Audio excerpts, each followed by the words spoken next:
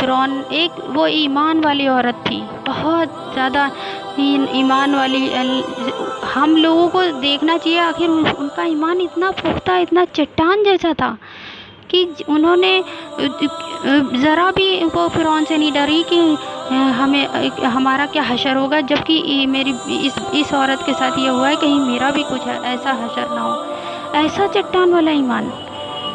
اور فرعون نے اپنی بیوی کو جب پتہ چلا کہ میری بیوی ایمان لے آئی ہے، تو اس نے سب کے سامنے پہلے بھیڑ جمع کی، اس کے بعد سرعام اس نے سوچا ایسی عبرتناک سزا دوں گا کہ کوئی بھی اللہ کے اوپر ایمان نہ لائے، ہر کوئی میری عبادت کرے۔ تو اس نے ایک ایمان والی عورت کے لیے سب سے بڑھ کر اس کی شرم حیا، اس کا پردہ ہوتا ہے، اس نے سب سے پہلے سب کے سامنے اس کو برہنہ کر دیا۔